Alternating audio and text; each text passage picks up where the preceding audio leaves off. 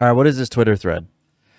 The bizarre push for socialism and equity by those in power is because they're already on the throne. They want to crush their competition. It's not about empathy. These are the most ruthless people on earth. They fear the independently wealthy entrepreneur. Particularly, they fear the independent tech entrepreneur in the age of AI, the fourth industrial revolution. This is because machine learning tech can completely level the playing field between small startups and large conglomerates. Here's something I observed. Observed. There we go. Much of the propaganda we experience is designed to demonize wealth, entrepreneurs, and business owners. COVID, the inflation, and the green agenda are state-led, direct attacks on commerce, entrepreneurs, and business owners. They're trying to consolidate the market. They need to monopolize as much of the market as they can and abolish capitalism before too many independent, wealthy, rising stars can challenge their established monopolies. AI tech makes it possible for startups to completely topple their carefully curated corporate monopoly. When I say they, who am I talking about? Well, one entity pushing the Great Reset is Blackrock, a World Economic Fund partner, sometimes called the fourth branch of government. Dun, dun, dun. These are the largest investors in most of the biggest companies in the world. They manage assets over 10 trillion. To work out what BlackRock owns, you can use Yahoo Finance. You'll see that they own pretty much every major company that you know of. Often, they're the largest shareholder. Another simpler way is to look at every company that is publicly woke, despite the backlash and negative financial consequences. More often than not, if they're woke, they're owned by BlackRock. What does this all mean? To me, it means that quite literally there's an ever-increasing trend towards centralization and monopoly. You can argue that it's a fault of capitalism or conspiracy. Regardless of the cause, the effect can't be denied. Centralization of power. Living standards have significantly declined in the West for the last 20 years. Our wealth and opportunities are being stolen from us. Meanwhile, the public is distracted with divisive politics and the culture war. Most know nothing about BlackRock. Finally, you can really help me out by liking and giving me a follow. I only started tweeting seriously a few weeks ago, trying to build an audience to share my analysis. Thanks for taking time to check out my content and hope to share more with you. 2,000 years later. A debate would be like me trying to win someone over, but I legitimately don't care. It's meant to be informative, right? It's meant to be an informative thing instead of being like, hey, yeah, you're a fucking idiot and here's why. No, that's not. We never do shit like that here, do we? Maybe if I am, maybe then I just need to change up what I do on my stream. And essentially, the reason I guess I wanted to talk to you originally is I had read your thread on BlackRock and other companies essentially pushing for socialism. Correct, yeah. I'm just wondering, how do you think that, why? Why would they usher in socialism? Well, because in a theoretical free market, which I will concede with a lot of people on the left that we don't have free market, that there isn't social mobility. But in an actual free market, if you are a monopoly or you have a monopoly and you've consolidated the market, the biggest threat to you is actually other businesses and other entrepreneurs rather than the government, which you've pretty much paid for. And it's often said that BlackRock is the fourth arm of government. And BlackRock have been instrumental in dictating and leading the policy decisions post-pandemic. So, BlackRock and the government are one and the same. So, in a way. So that's how I make that argument, essentially. All right. So do you think? Okay. So what is socialism to you then? It's a good question. So, unlike a lot of people, I try not to strawman socialism. My father, my father's actually a socialist. I'm very, very strict socialist. He has been his whole life, and he taught me from a young age the principles of socialism. I have read Das Kapital and the Communist Manifesto. my understanding of socialism is it is the system in which is a transitionary system. It's not supposed to be the end goal. It's a transition towards the ideal, which is communism, where there is no state. In order to transition to the ideal of communism, the stateless society, the means of production have to be under the control of the workers. Okay. And in order to facilitate that, the state has to take control of the means of production. So that's my understanding of socialism. It's when the state takes over the means of production.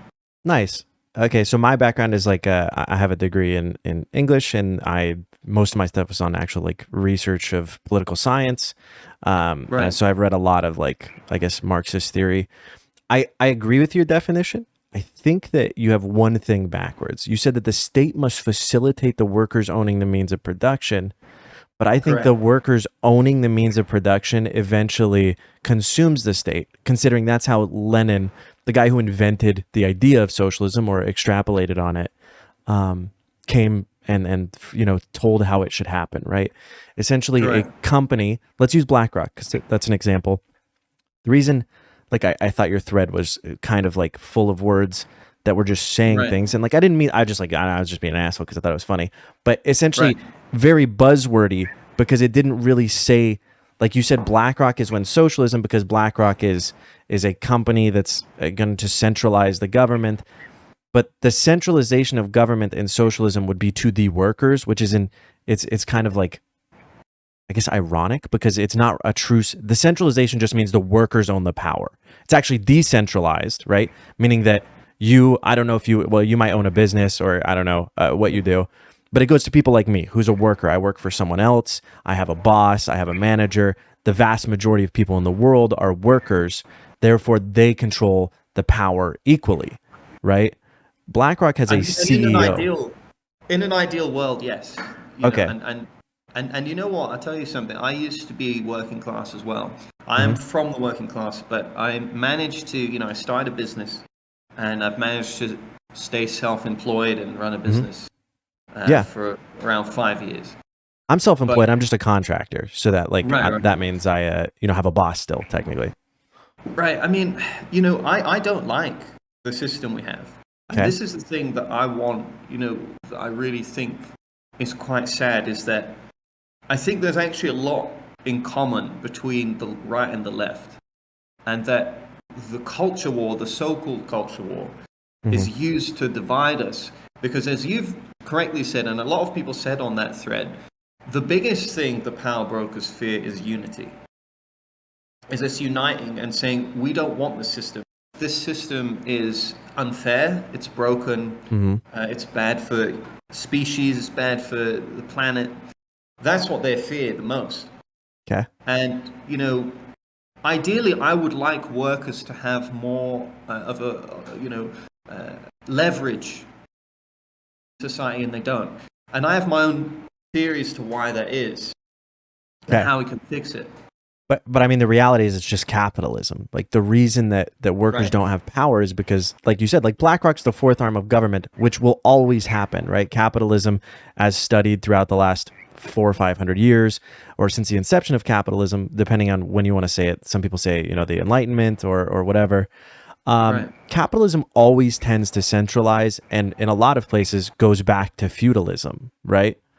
And I feel like what you're saying by BlackRock and stuff is more an example, or big companies, let's use Disney, Apple, it doesn't matter.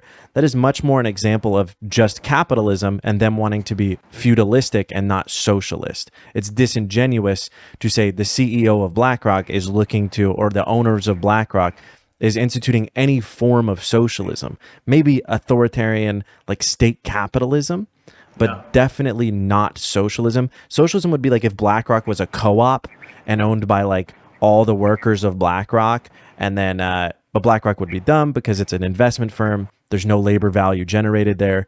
Essentially, that's the only way that it could be ushering in socialism, but that's not what's happening. So what they want to do, I appreciate that your view on that, and you're never going to see me sit here and defend state capitalism. Right? Okay. And you're never going to see me defend that, and I acknowledge that, the economic system we have, whatever you want to call it, is not working and it isn't good and it's immoral. But in terms of, socialism being a solution, I disagree that socialism is a solution. But there's a lot that, it takes a lot to unpack this. So rather than going into that, I just want to say on the topic of BlackRock. Now, what BlackRock are doing, or what the World Economic Forum are doing, is creating a situation where capitalism and free markets is for them, and for us, we get the socialism. So, in other words, they want a top-down technocracy. This is literally what they're building. I know it sounds crazy, it sounds Alex Jones, but you can read their documents, you can see it in the videos they put out. They literally put out videos talking about how they want the world to go and how they think it should go. And they envision a technocracy where there is no property rights, you don't have a car, you don't own any property. So socialism for us, right? And for them, they have, they fly around in private jets. They'll be immune to the carbon scores and the social credit scores. What you just described that's the system they want. Yeah, but what you just described is not socialism for us. That's called fascism, right? They want to be the leaders who live in a class above us, the ultimate form of hierarchy. And fascism is the ultimate goal of where capitalism lends. Feudalism is fascist adjacent, right? It's just in the modern times, we call it fascist, usually reliant on like some factor. It can be class, right? So BlackRock being rich, that would just be fascism. There's no socialism in this equation. Socialism in any aspect is the most moral, just society, right? It is where there is no inequality or oppression. See, this is where I take issue, because I personally believe that, say, as my father as an example, I know this is anecdotal and of course, shouldn't really be put into a debate, but my father is a good man, a man with a lot of empathy. And he genuinely believes, like you do, I'm sure, that socialism is the most moral framework for a society and civilization. The problem for me is I see that it can be abused by people like Larry Fink of BlackRock. But you can't. But socialism doesn't allow for abuse, right? Like the theory of socialism is built on the idea of not rewarding those who are greedy, right? Because it's a lot harder to be greedy when 10 people versus 1, because those 10 people will just beat your ass, right? But the problem is that you have BlackRock and these woke corporations and so on promoting socialist ideas or hiding beneath socialism. But wait, why would they do that if they benefit off of capitalism? That seems like, I don't know. It seems just impossible. That's paradoxical. Like that makes no sense to me. They wouldn't want to do socialism because then they dissolve their own. BlackRock ceases to exist, right? No, but I understand that if they follow the ideology to its pure form, yes. But what they want to do is co-opt it. They want to co-opt it, and then under the guise of equality. This is the thing you're seeing. They're constantly talking about equity, constantly talking about equality. They're going to, under the guise of this stuff, bring in neo-feudalism, fascism, as you quite rightly said. That is the system we're going into. They're not actually going to bring us socialism, but they're going to sell to the public that this is good for us, that we're saving the planet, that this is giving people equality and equity. And that's what you see them do. You see them do it all the time. So you're right. It's not going to be real socialism, but they're going to fool enough people, I think. And that's what makes me upset, is they're fooling enough people into thinking it is socialism. Do you not think that people would revolt the moment that they realize that it is a ploy? There would be a civil war, like throughout history. The idea that I hope so. But Carter, I tell you, I'm a technologist. I work in AI, I work in software. The technology they have is absolutely, I don't think people really understand. They can run a sentiment analysis of everything that you've ever said on social media. And there you are, you're in the gulag because you're a dissident. They have the technology to do this. They have profiles of us stored in data centers we don't even know about. This sounds crazy, but it's true. No, listen, that's fine. I just think the idea that BlackRock is, arguing for, like, I don't know what you consider woke, is not anything besides a marketing tactic. I disagree. It's not socialist. Popular. Huh?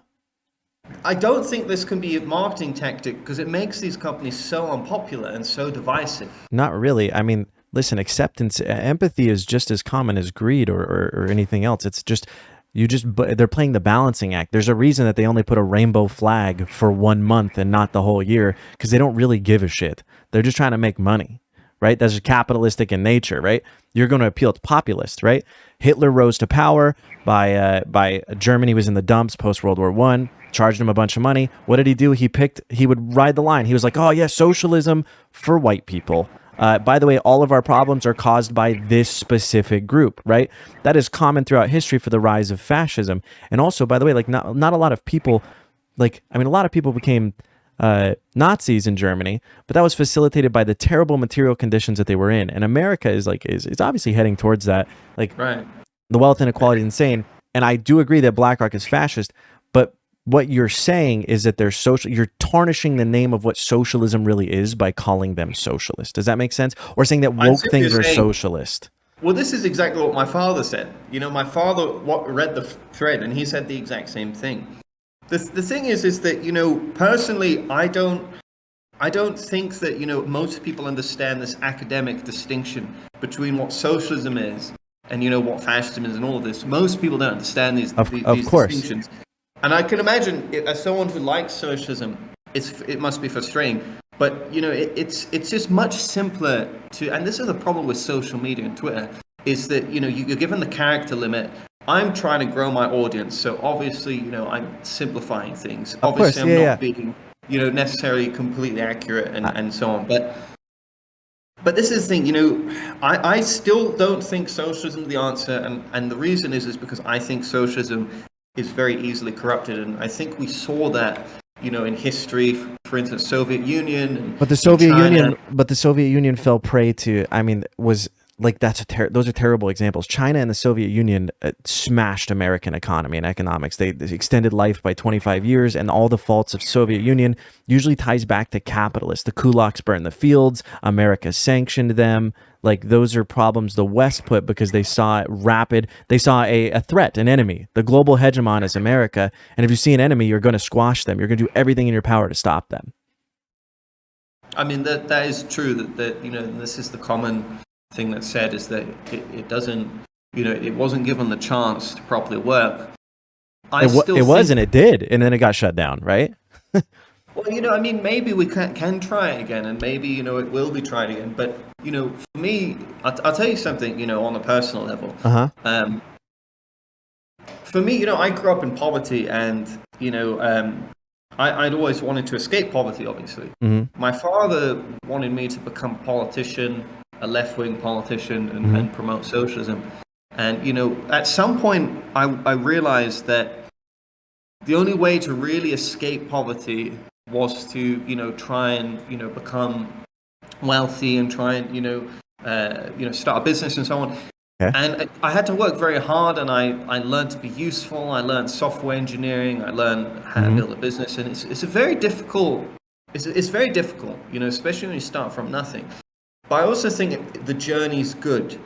What worries me about things like socialism as a solution is that it takes away the individual responsibility from people, the individual, ambition and drive. And even though the system is corrupt in its current form, I think in a system where it's a lot more fair and there's not as much injustice and fraud, because quite frankly, what the problem we're dealing with in this capitalist system is fraud. It's honestly that in my opinion is the problem. It stems from the fraud of. What if I told you fraud is a feature of capitalism, not a bug? See, this is the thing that's upsetting, is that I'll actually find it hard to refute that, because in my own career I've noticed. Because it's true. People who are disingenuous, people who do fraud, people who scam, capitalism is built on. Capitalism is built on disingenuity, right? It's built on exploitation, right? You're taking. It doesn't have to be.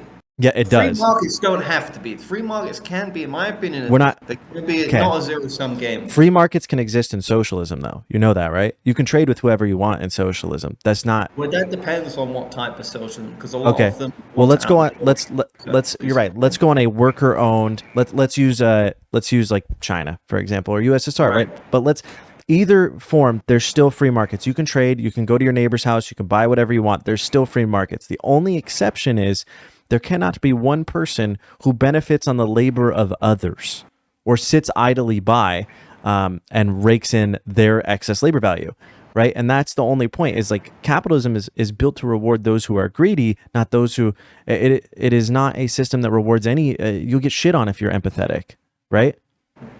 I mean, it depends really how you want to view, wealth in that you could view it from that angle and you might see that, but then there's also the other angle where you have to be useful. But that it rewards those that are useful, you know? Here's a question. Do you think that people deserve to live if they don't work? I definitely believe that people deserve to live under any there's no circumstance, I think, where people don't deserve to. Okay, so you believe that housing should be a basic right. Everyone should have a home. Now, in an ideal world, I would love for everyone to have Okay, I just mean in our world. Like I mean right now, if you could just snap everybody into having a home, would you do it? Right. I mean, of course. Okay. So that can't exist under capitalism, though. You understand that, like that's a core function of capitalism is private property, and the idea that you can hold that over someone's head. See, this is the thing. A house requires several things to come in existence. So you need land for a start. Then you need materials. Then you need a design and the architect's role, the design. Okay. And then you need labor to actually come and put it all together and create a house. So if you want to think in terms of that, a sort of fundamental way, a primordial way, it's energy. There's a lot of energy that has to be expended. We have a name for that. It's labor. Labor. Yeah. Yeah, labor. Human resources. Again, is another form of energy. And the problem with housing is that this energy is so high. The energy cost is so high that it's difficult to at scale build one for everyone. But it's not. There's 16.5 million empty apartments and homes in America, and less than 1 million homeless people. How much did you say were empty? I think it's like 16. It might be 12 million actually now. We might have dropped the number. So I just know that it's 12.5. It's like over 12 times the amount of homeless people that exist or that are in America. We have empty homes, right? Which means that, well, obviously the labor is not an issue because we built millions of extra empty homes and people are sitting on them at the hopes that some other person with wealth, class disparity here, comes along and buys it. Right? We'll just sit on it forever because they can just eat the cost, right? The only risk is that you go back to being a worker, not that you die like the homeless people. If the homeless person can't find food or can't get to work or, sit on the corner and beg or whatever, they die. But if a person who can't sell their private property or sit on their home, well, the worst thing is they go back to work. They don't die, right? Yeah, no, I understand that. I mean, look, the housing situation in the West and all over the world is atrocious. And it's getting worse. And in my opinion, as an entrepreneur, it's very frustrating because I spend a lot of time building real things and working very hard. And yet there's a lot of people that quite simply just take loans from banks, buy houses, rent them out, get more loans from banks, buy more houses, contribute virtually nothing to the economy, and essentially just, raise the cost of living for everyone and siphon the wealth from everyone. I don't like that. But how are they? Banking system, and that the banking system has allowed that situation to happen, and the banking system is at fault for that, and the government as well. I shouldn't lose my economic freedom because the system's corrupt. But that's not what. You don't lose any economic freedom, right? I think, man. So the best way that I've described socialism in like not the perfect world, but in reality, right, is more so that like. If you could imagine that you're a letter opener and I'm a letter opener, right? And we both get paid the same wage per hour that we work. Is that fair to you? Doesn't matter. Experience doesn't matter.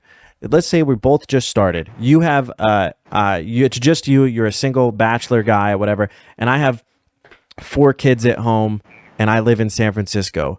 should I make more money than you? Or should we're doing the same labor, we make the same value for the company. Do you deserve to make more money than me, or do I deserve to make more money than you, or neither? See, the thing about this question is I can't answer it because, my thinking of value and payment is very different. So I don't think there's such a thing as deserve. I think that there's only such a thing as, you measure what you deserve by what you get, in a way, right? No, because you're generating value. Like, how do you not deserve it? You made value. You deserve values, or in it's many slavery. ways, subjective. It only becomes objective when you can determine what you can get for it. So, for instance, if I'm a singer, if I tried to be a singer, I wouldn't make any money, and I would be broke. That's not true. And that's because I'm not a good singer, right? How do you think people came out of caves, though? There was no value. There was no capitalism. We did it because we wanted to, or we recognized a problem. The first doctors were like, oh shit, people are dying. I'm going to figure out a way to make it so my neighbor doesn't die. There's no need, like this idea. That's like a very common, like, I don't know, entrepreneurish type thing or anything. Like, listen, I've started businesses. I've done all that stuff when I was younger. And I know where you're coming from. It's just that mindset to me blows my mind. That's like a mindset that directly contributes to like slavery and exploitation. If you were to follow that mindset, it's like you're just going to lead, like, you don't deserve anything. It's like, well, you do, because you're putting labor value. Labor is not useless, right?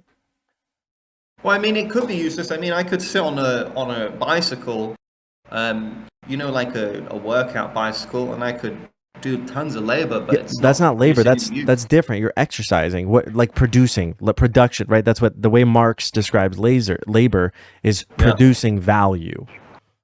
Right. Well, I mean, the thing is that, the problem with our society is a lot of people have been, and this is again going in Alex Jones territory. I really do think that people have been purposefully placed in a situation where their mental health, their capabilities, both physical and mental, have been degraded on purpose, by design, by the state. Dulling the masses is a function of capitalism. Well, that's the thing. Some would say it's capitalism. Some would say, people have all sorts of different theories for that, and why it happens. I would argue it doesn't make sense because, if it was capitalism, surely you want an educated workforce. No, you don't. Tech age. Why? Why would you? Educated workforce is bad for you. Then people become aware of their material conditions and you get like the French Revolution. Well, personally, the way I see things is that I want to live in a civilization. I look at, for instance, I went to Rome. I don't know if you've ever been to Rome. And you can see all this beautiful architecture, and the civilization they had must have been absolutely incredible. Obviously, Rome had a lot of problems with slavery and so on, but it was a beautiful civilization. And I just feel that we don't have that. We're atomized, we're miserable, we're mentally ill, we're unfit, we're unhealthy. But that's directly the result of what... What was that, sorry? Oh, that's directly the result of what you just said, though, that people need to have individual responsibility. That exact framing is used to promote the idea of caring about yourself and not your neighbors. And I agree that isn't good and has led us somewhere bad. Capitalism rewards those who care about themselves and will step on the backs of their neighbors. If you and your neighbor are painting a fence, you're like, hey, bro, listen, I'm not actually doing more work than you, but can you give me $1 every time I finish? And you take more labor value from them. Eventually, you're going to be a lot richer than your friend. And I'm just saying, socialism is a system where you're like, no, bitch, you can't do that. Otherwise, everyone else on the block is going to beat you up, right? We all make the same amount for the same labor generated. I'm not talking about like, gray community, everyone makes the same amount of money. I'm not talking about you can't own a house. Well, you can't have private property is what I think, but you make the same value based on what you generate. Does that make sense? People generate very different amounts of value. That's fine, right? As long as they don't die, right? Because right now, if you don't work, you die. Well, I mean, it depends really. In England, you wouldn't necessarily die. You're right. But we're talking the most extreme, like capitalist, how it is. Like essentially you die. There could be lots of situations like you break your leg, work doesn't recognize it in America, especially. You don't get workers' comp, you end up homeless. Your chances of dying of illness when you don't have a roof over your head goes up by like 68%. Like that is You die like homeless people die like extremely early, like in their 40s. I mean, that it's terrible, and it would be in an ideal world this wouldn't happen. But the problem is the world isn't ideal. But we can make it ideal, right? Yeah, I appreciate we should try to, but my fear about socialism really is that you're going to have to, if you're going to have what is essentially a planned economy, which is what it has to be. It can't but the be workers plan it. You plan it for what you need. Remember, you have just as much say as I do. But this is the thing. What's the difference between the workers planning it and a company planning something? One is to benefit one person, and one is to benefit the masses. This is a problem when you have a group. I mean, I'm sure you've worked with groups of people, especially as the groups get larger and larger. The interests become very conflicted, and people have competing agendas. That's what democracy is, though. How do you have the management of that? You have, we already know how to do this. It's called representation, but it's non-beneficial representation. But then what happens? See, this is the thing about representation and democracy. Every single democracy in history. And please don't accuse me of being a fascist when I say this, because I get called that when I criticize democracy. But every democracy in history has been corrupted and became an empire. Every single one. Okay. And we're seeing that happen now in America. And so what's the solution? Well, in my opinion, the solution is self-governance, maybe community governance.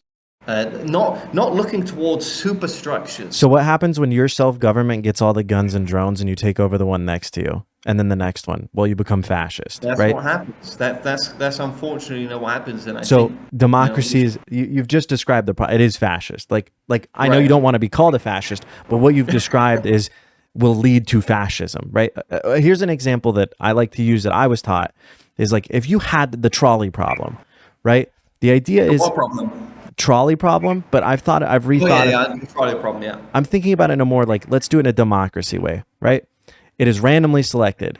51% of the people vote to kill the 49%, or do you let the 49% kill the 51%?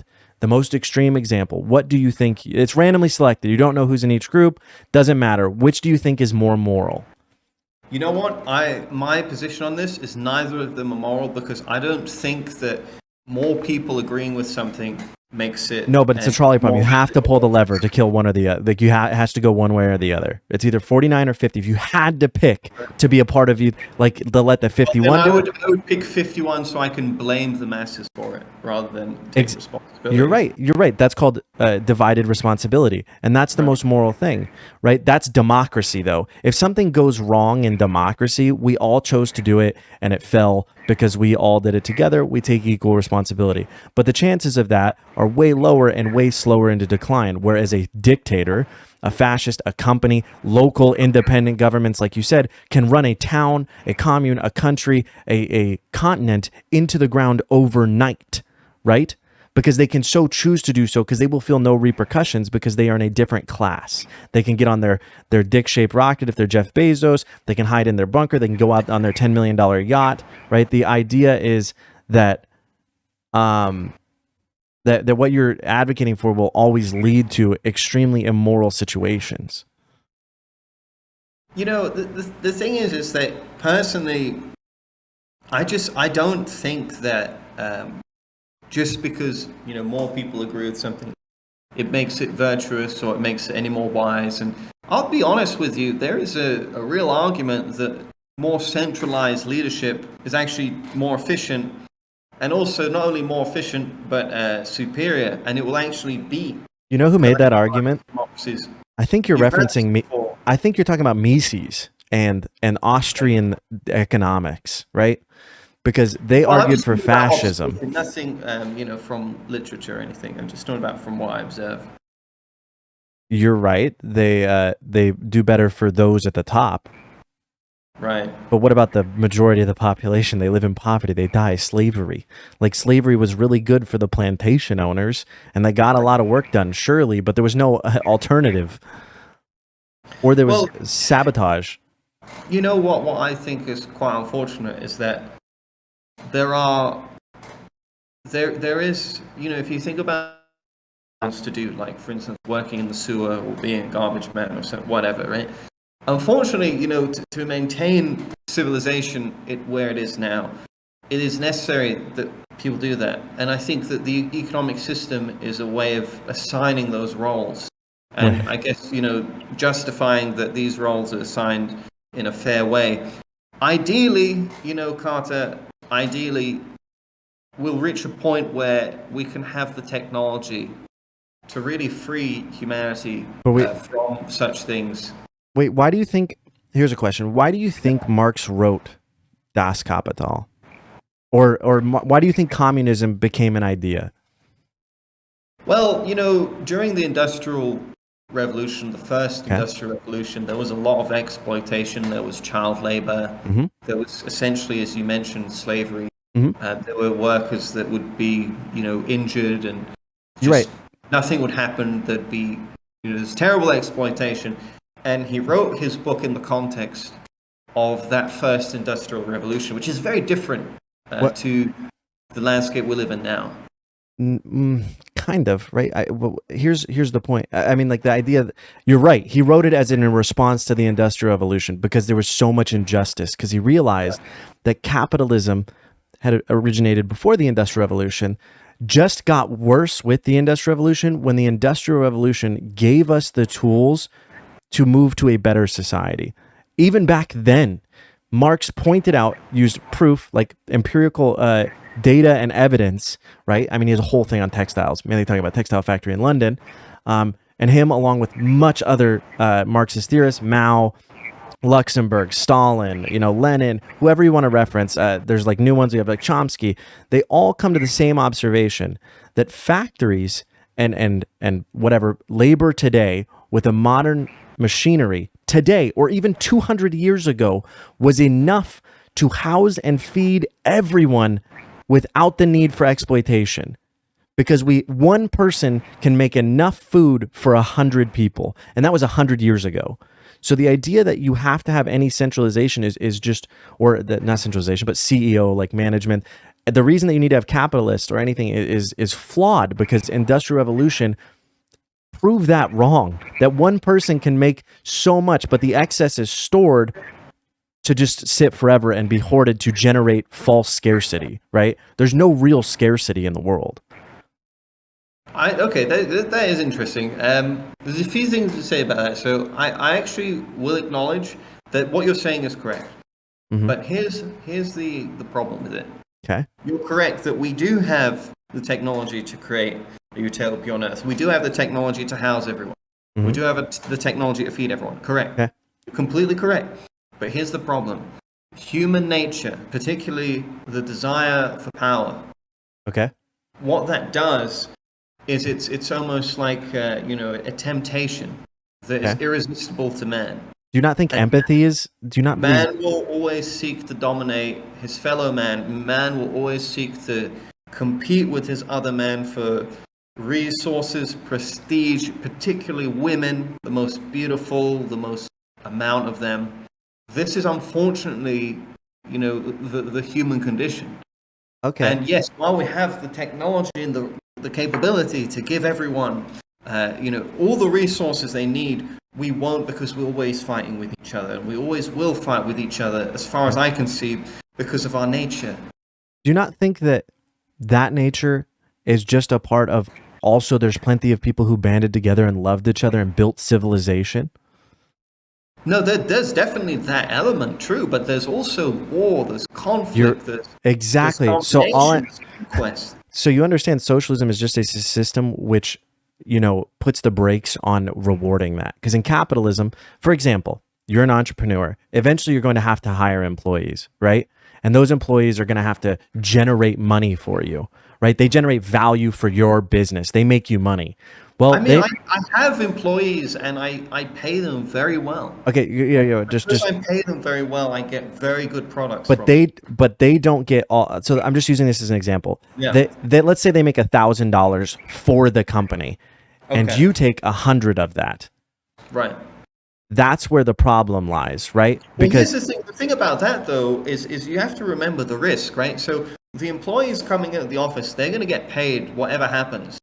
they're going to get paid they're going to get paid. What is the risk?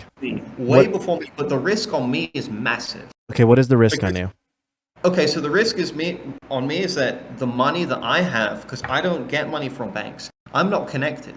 I'm not in the club, right? So the money I have, I had to earn myself. Okay, so what's the risk? What's the risk? So the risk is that I'll spend the money on the company, I'll hire the employees, and the product won't work. It won't make profit, and the money will be then gone. What happens? And I'll get zero. Okay, then what happens?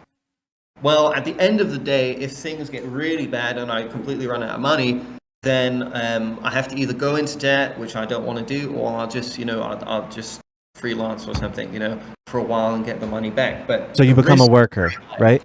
But the risk is still pretty high though, because. But why is that different than the person who is your worker? Their risk is much higher than yours. You know that, right? If they mess up or if they lose their job, they die.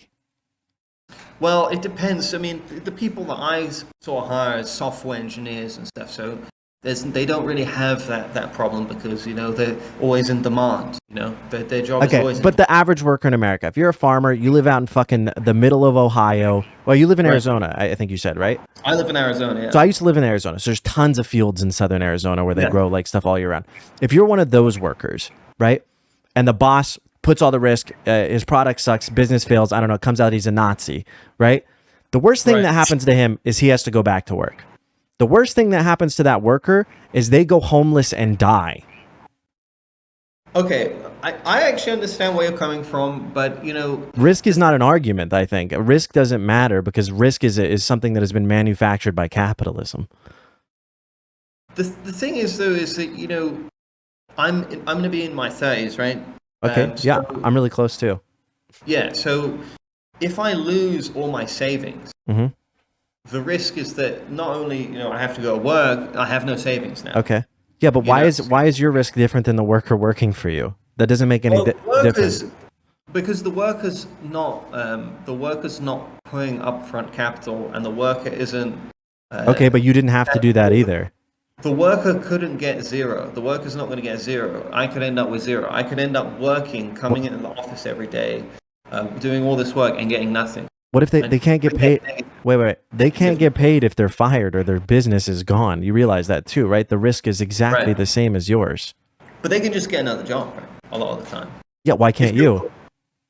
Well, I mean, I haven't been in the industry for a long time, so a lot of people say, well, you've been doing all this, you've been an entrepreneur, and I won't be able to get the same quality of job as if I had stayed as my career. Let's not imagine. Okay, well, let's remove actually you. Let's talk about the vast majority of labor in America. The vast majority of labor. I am an atypical case. Most entrepreneurs are born into money. A lot of them just get money from banks and companies like VC companies, and they have no risk. And I'll acknowledge that, and that's also part of the fraud and the problem. But the point I guess the point I'm making, right, is that even you.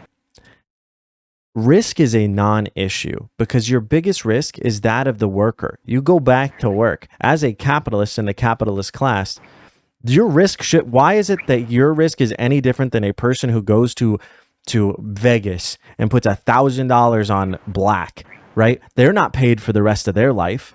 They lose it all. They go back to work. It's the same thing. I agree that people who invent really good things or make giant things should seek reward based on what the people around them think they deserve. That's beneficial. I'm trying to be an inventor. I build products. I build real things. And I build them myself. I actually do the coding as well. So. That's awesome. Listen, I think you should be rewarded for that, but I don't think that reward should make you money for the rest of your life. Does that make sense? I believe you should also be rewarded on your utility to society, and society should vote on what your utility to society was. I mean, do you not think that people spending money on your product is doing the same thing? What do you mean? Like, for instance, if I build something and people use it, isn't that them voting that it's useful? No. Because a lot of times you don't have a choice, right? Like Comcast. Ooh, I mean, it's useful, but I don't have any other fucking choice to use it. Like I'd only have one, internet provider in my whole area. That's not voting on shit. Is people like me who believe that free markets are the answer would suggest that that's the problem, that there should be more competition. You're right, but competition doesn't exist under capitalism because of the funneling of wealth, unless you institute socialism, which then you don't have capitalism, right? You dissolve ownership of businesses, private ownership, it's collective ownership. like it can't exist in capitalism. It will always look to it because you're competing, right? Well, what happens when the one dude outcompetes everybody? You get a monopoly every time. I mean, it's difficult to argue the case, but I would say that the monopolies come from the government. It's the government that actually helps these monopolies. Okay, so what if the people are the government? An insurance company, or you want to start a bank, or you want to start any of these. If you want to start something like Comcast, you need all these bloody licenses, all this nonsense, this red tape that these companies have lobbied for. They've lobbied the government for the red tape to stop entrepreneurs, to stop the market being free. And I acknowledge this sort of a lot of people on the right are very unsophisticated in their thinking, and they think anything the government does is socialism, and they'll say that that's socialism. It isn't socialism. How do you think they got the money to lobby the government? Well, this is the thing that I think a lot of people are missing is the fraud of our financial system, and how that has been used to monopolize everything. Okay. How the central banks and the way they print and distribute the money they print, which is key. The way they distribute the money they print. That is key. That's a big part. Do you know how money is generated in America? Because they haven't printed money in America outside of replacing bills since the 60s. It's the fractional reserve system. Every You're time. Right. So private banks do it then. You realize that? You know what? It's the government that allows them to do it in this manner. Okay.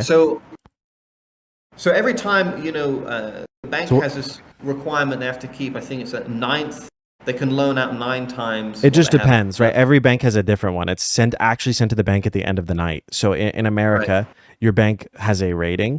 And so they are told how much you have to withhold of a person's money, right? So like, I don't know if you ever withdraw like $10,000, usually you have to call the bank ahead because they don't have that much cash.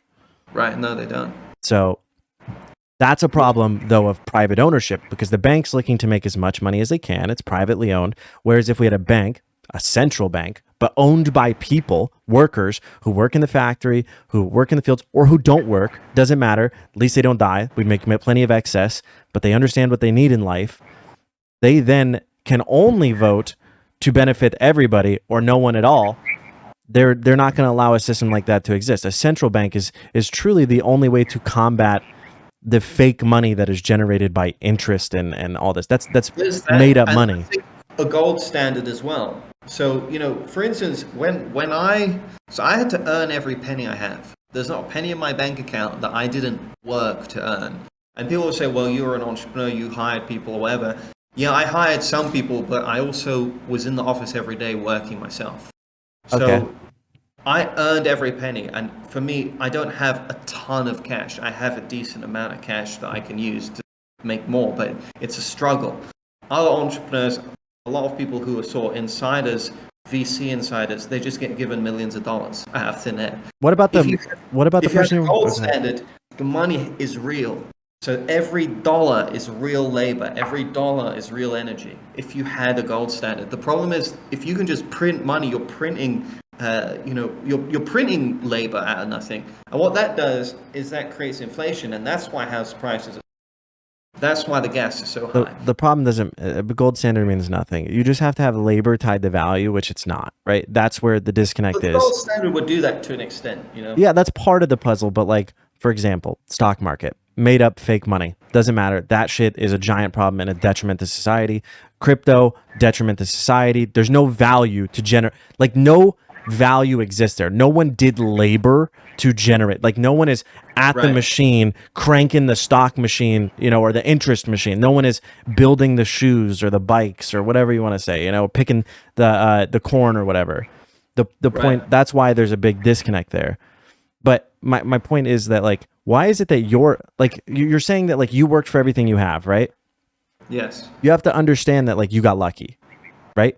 Well, this is the thing, people say that, but I also work very, very hard. Okay, well, dude, I worked in oil. I worked 2 jobs at a time. I literally slept 4 hours a night for 3 years. Right. Why am I not as rich as you? Okay, well, the reason why I think I did well is because I had unique skills. I was a very talented software engineer before. Dude, I was doing technical radiography in pipes on oil and gas. I have a radiography, technical degree. I'm not saying that you were less skilled technically, because I'm not making the argument I'm more skilled. The argument is that the things that I built. So I built one way I built an app called Emerald Chat. Okay. It was like it was a dating app, and Okay. it blew up. And that, you could say, well, that was because you were lucky. So that is because you're lucky, right? You built an app and it blew up, bro. People make thousands of apps every day, and they're very amazing apps. Right. Well, it blew up. It's not. The thing is, I don't want to say that there's no element of luck, but there was also an element of, I researched the market. I found somewhere there was a demand. I found the pricing. I spent time creating a user experience. There's a lot of things that go into it. It's not just luck, all of it. You know what I mean? Of course, it's not just luck. Yeah. But my point is that luck played a factor, right?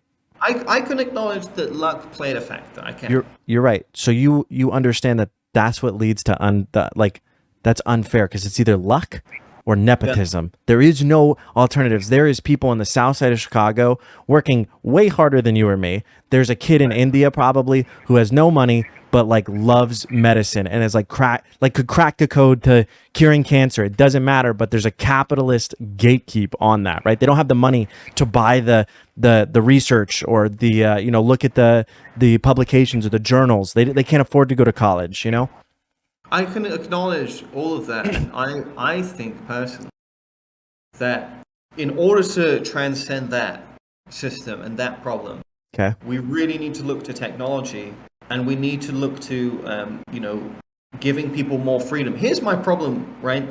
I think that slowly what we're seeing, and this is what the thread was about as well, we're seeing this move to take away people's freedom and create excuses for it. So, for instance, they're saying under the guise of climate change and all of this global warming stuff, now you're going to have a carbon score, you're going to have a social credit score, you're going to have limitations and rationing. It's all about taking away autonomy from the individual. You can't have a car, you can't do this, you can't do that, you can't have hot water. Taking away autonomy from the individual and giving it to this superstructure, the EU, the UN, whatever. And this is my problem. I think if we're to solve the problem, like, for instance, you mentioned of the potential of humanity being stifled, we need to use technology to free us. Technology will free us from that.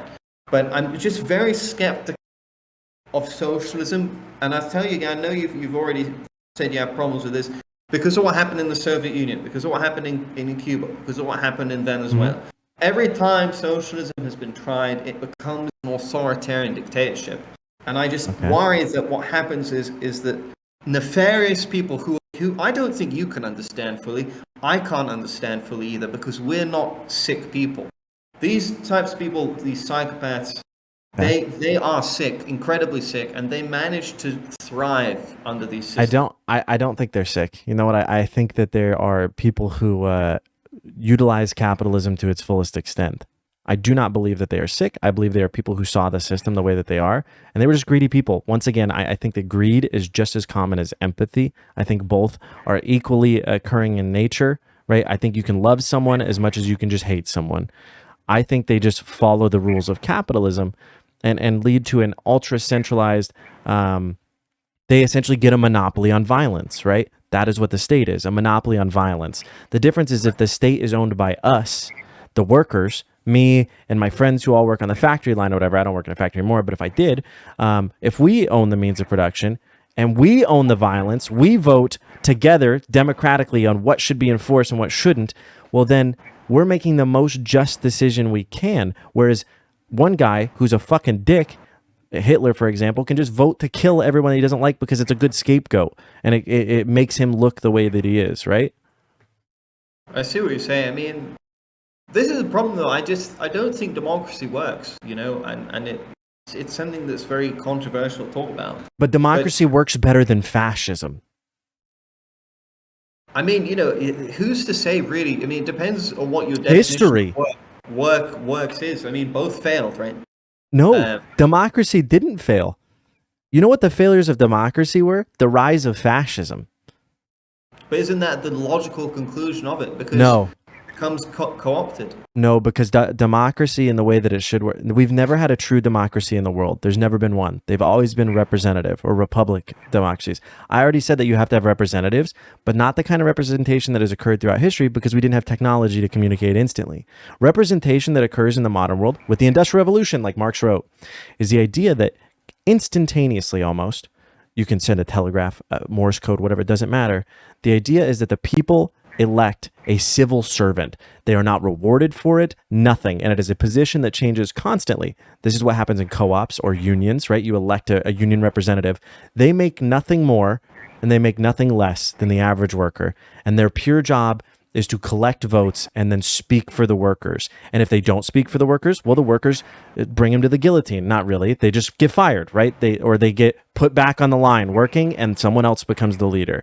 What we have now is obviously not that. Fascism is when you allow, like, let's use Nancy Pelosi because she fucking sucks. Nancy Pelosi is a fucking demon who has been in government for way too fucking long. But America is considered a democracy, right? But we're not. We're a representation. We're, a republic. There's never been a true democracy. The closest thing to true democracy exists in some of those countries you mentioned. Cuba, for example, is one of the best places in the world right now to get medical care or anything. And they are embargoed by the entire Western world. Sanctioned for no reason. I mean, I can't comment on Cuba too much. I'm not sure, aware of their situation. Mm-hmm. But the thing is that what you mentioned about Nancy Pelosi and politicians in the U.S. and so on, I would argue that the U.S. isn't a democracy and isn't. Of course, it's a republic, but it's not a democracy. Well, even the republic, it's. I live here. I'm an immigrant. I don't like to talk badly about country. Of course, yeah. My girlfriend is an immigrant. Yeah, I get it. She's from Australia. I don't like to talk badly about America, but I'll tell you what I've observed. I came here thinking this was the land of the free, home of the brave. I drank the Kool-Aid, and it really is just very sophisticated marketing. Unfortunately, it's incredibly corrupt. Big money controls everything. The corporations control everything. Yep. And I'm probably sounding like a lot of people say, "Oh, Callan, it's what you're supposed to be defending capitalism here. You sound like a socialist." Look, listen. You can't, in good faith, sit here and defend the system as it is. True. And I think this is what a lot of people on the right end up failing. Is that even though I still disagree with socialism, he's fucking trying. He's fucking trying. But even though I'm of that opinion, I'm not going to deny that there's serious problems with what we have, the system we have. So with what you call capitalism, yes, I will acknowledge there are serious problems. Okay. Very serious problems. I think, I really think me and you and a lot of people on the left and right can agree on so many things, including our disdain for the neoliberals like Pelosi, right? Exactly. Okay, I have here's my. I've talked to like a few people, I guess, with similar mindsets to you. Right. What do you think about a company? Do you think it's more fair for a company to be owned by the workers or one person? Like, if you could live in a perfect world, like, would you think you'd rather be a part of a co-op? Like, everyone's a co-op?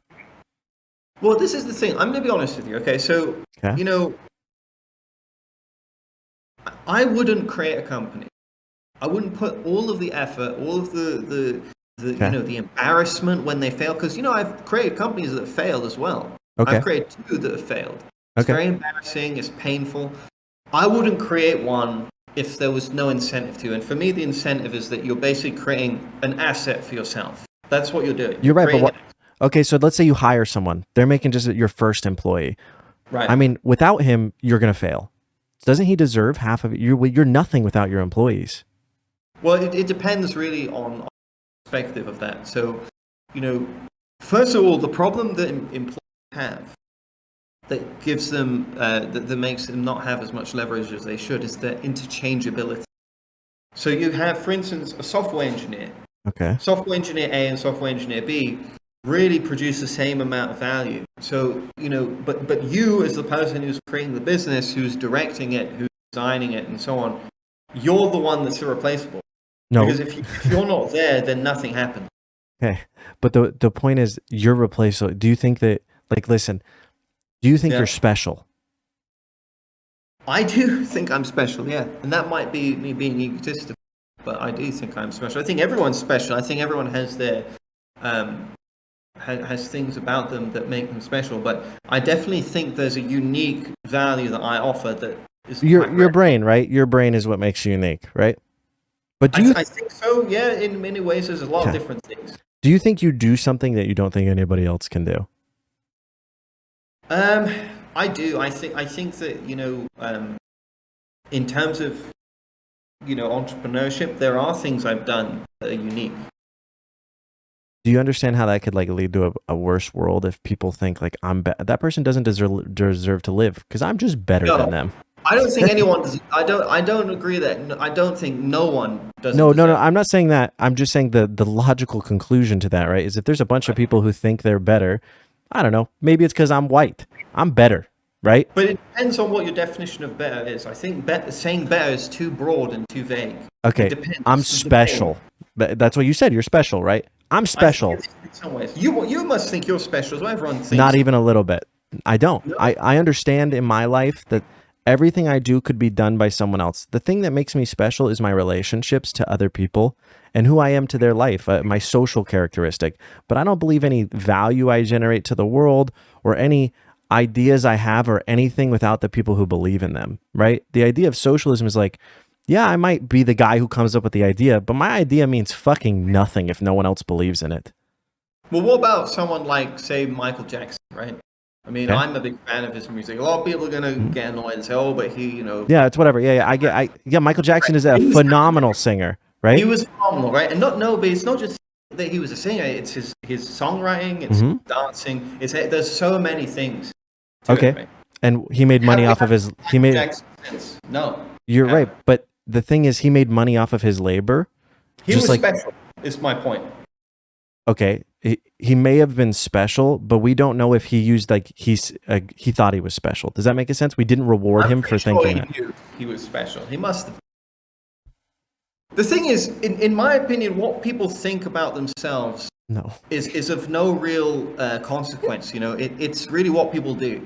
And I think what people think internally, and I think this is where the left has gone really wrong on a lot of people. And this is something the left have to stop doing, is this obsession with controlling parameters in which people think. So that's what the sort of woke thing, is control of the parameters. Oh, you can't say this, you can't think this is not politically correct, this X-phobic, X-racist, this. And that's the problem. I think what people think internally, it doesn't matter. It matters when it's expressed negatively. People can think all sorts of things. People who are racist and homophobic or whatever. And it's not good, but at the end of the day, if they want to think that and behave in that way, that's up to them. That's how I see it. It's something that I think is controversial, but I think is causing the left a lot of pain right now. Can I get an example? Of what exactly? You say that the left is trying to control people in the way. Okay, first of all, do you think liberals are left? Yes, I do. This is a thing my father hates as well. Because they aren't, because they're capitalists. They're not left. Exactly. He hates it. He's like, oh, you always say the socialists woke, but the socialists actually, it's the liberals and they're capitalists. So wait, why is it that like a bunch of people around you are like I mean, I'm not around you, but now I am, right? We're acquainted. Your father, myself, and all these people are telling you that is not how it works, and why can't you believe them? Because my father is academic. My father's a lecturer. My father reads all the time. He's the most well-read man. So he's probably a really good person to listen to then, right? He is. And you are, very similar to him. You're very well-read, very intelligent. And you understand the technical distinction. But where you guys are failing, in my opinion, is the cultural narrative, the cultural perspective, the cultural perception is that liberals are left wing. Wait. Yeah. That's a byproduct of capitalism, though. That is a product of it's called reactionary mindset. The reason that liberals are considered left is because it's a lot easier to demonize, or it's not even, it's useful, right? You're painting a scapegoat where the lesser of two evils, where there is a true evil. The evil is, exploitation and then these bad things. But that's why that exists. You understand that it's controlled opposition, right? If I'm a Republican and I want to or I'm a conservative and I want to, still conserve shit, well, I'm going to prop up the person who's one notch away from me instead of the person on the other side of the court. Does that make sense? I'm going to prop the person up right next to me instead of the person across the court. That is something you have to fight back against, right? I mean, no, totally. But this is the problem: is that there's definitely this thing where things are called socialist when they're not, but then on the same end, things are called fascist when they're not. So here's an example on that issue. You have in England, Brexit. Do you remember? Okay. They wanted to leave the EU, right? People who voted for that were called fascists. They were called racist. When it's completely not accurate, to say that wanting to leave a supranational organization is fascist. It was nonsense. And yet the media went with it and so on. So it happens on both sides. Okay, because it benefits someone. The point I'm making is that, like, you hating, like, most people who are leftists, like myself, yeah, I believe in freedom more than anything. More than anything. So do I. Do you think, but you said capitalism is free, right? No, I don't say because first of all, I take issue with the fact that capitalism is a defined theory, right? I'm a free marketeer. I believe in free market. Okay, but the free market is the way that you describe free marketeer, right? Yeah. Will lead to once again no freedoms. Because I mean, we could say it will lead to. I mean, we don't know because it hasn't ever happened, unfortunately. But it did, right, with the rise of civilization, feudalism. No, because feudalism was still controlled by aristocrats. Yeah, but how did they get the power? You understand that, like, a lot of them were born into it. A lot of the aristocrats. We're talking at the dawn of civilization. One guy. Oh, dawn of civilization. So, like, the rise of society and economics and monetary and all that shit. What happened is it was. We weren't industrialized. We didn't have the that we have now. Okay, but my point is, like, one dude rounded up a bunch of sheep or figured out how to grow corn, and anybody who stepped onto his lawn, he beat the shit out of him with a stick or threw rocks at him, and then they came back and were like, "Oh, I'll help you do your farm. Just feed me a little bit." And he's like, "Sure," right? And that's what happens in free market, right? Is somebody with a bigger gun. No. Back then, you didn't have that. You had priesthoods. First you had the tribe, then you had the priest, and you do all the weird magic. We're talking about how tribes formed, though, like the foundation. They formed, families, and then they all, lived together and so on. But it wasn't industrialized. It wasn't an economy. Okay. But the Industrial Revolution just made it able to, like, there's now no scarcity of production, meaning, like, we can produce everything for everyone. There isn't scarcity of production, but there is scarcity of time and labor. Okay, so then why do you deserve, like, if I worked for you, why do you deserve any of mine then? If there's a finite amount, I'm going to die one day. Why shouldn't I get all my value back? Well, okay, so it's really a matter of incentivizing, right?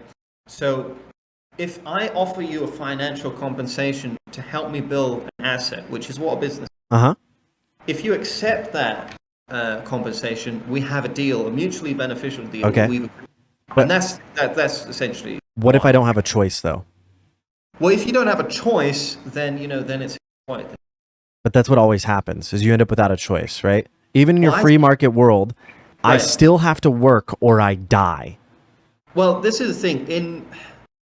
It depends really, in what type of society that exists.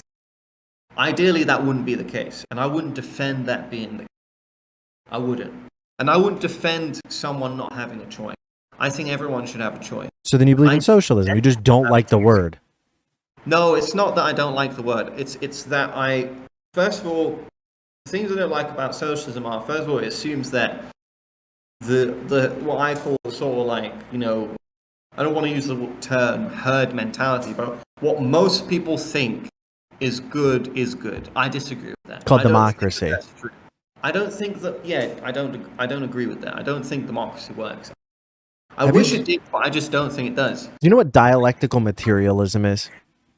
I don't. Okay, so it's what Marx built communism on. It's based on a guy named Hegel, and it's the idea of, like, opposed things, right? And then the functions. Because you said that socialism is, like, removes, like, the community element or something. I don't remember. You said something like that. It was I said that what I said was that because people are outsourcing the community good, like charity, to government, there is no community because everyone's like, well, the government will deal with the sick.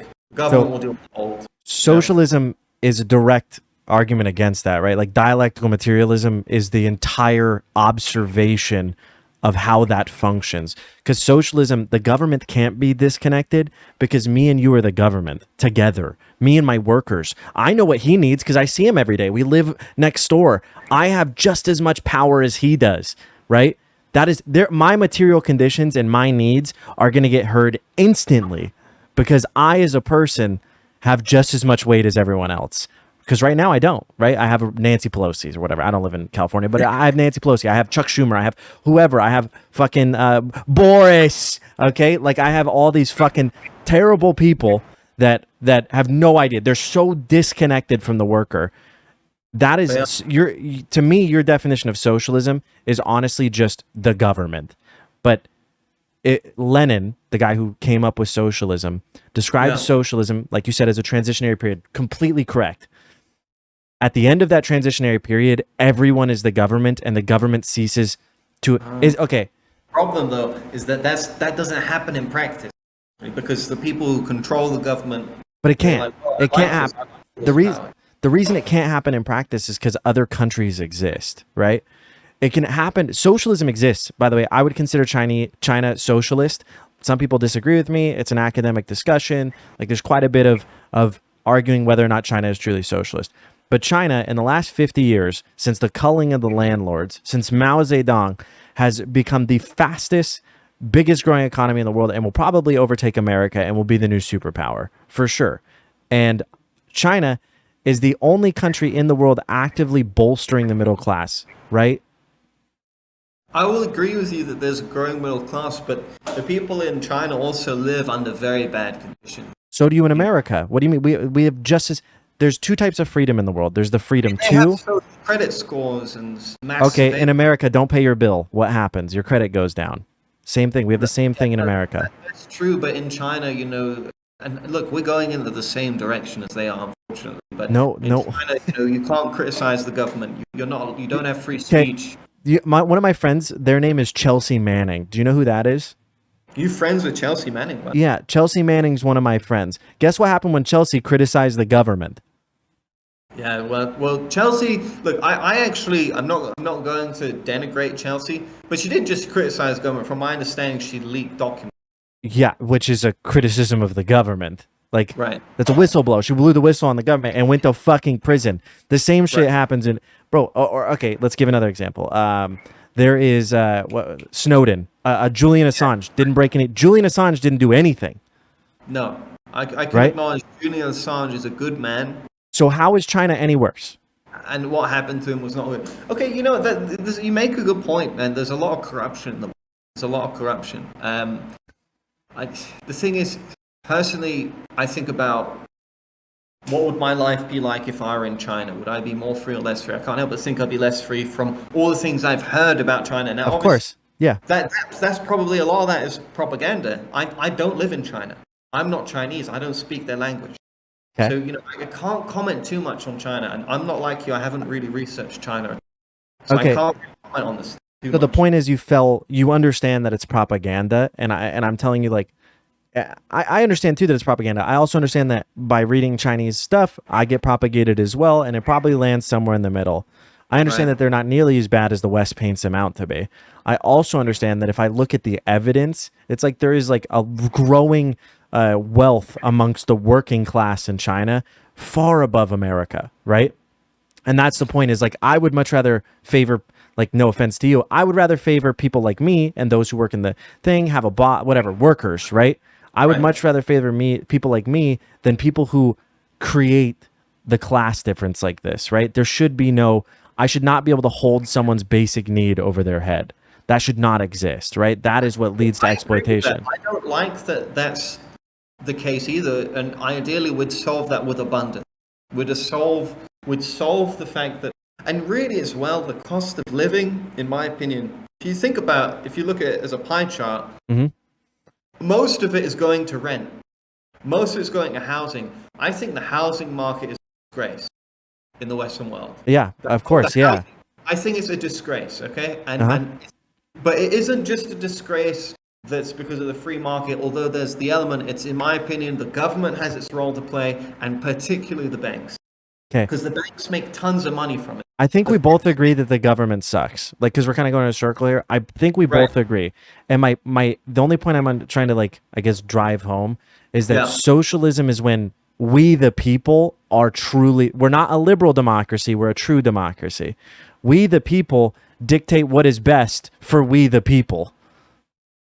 I think you're upset that, like, there will be like 100 people. Let's say you live in a town of 1,000, and the majority of people institute democracy, and we're like, damn, this is way better. We decided on this thing, and 100 people get the shit end of the stick. I say fuck those people because we're benefiting, 900 other people. Well, okay, so because there's no alternative. No, I understand. This is a fair position. So say if I want to ask you a question, right? Okay. What happens if you have in socialism an entrepreneur that is very talented and does very well, makes a lot of money, and has more than other people, and does become very influential?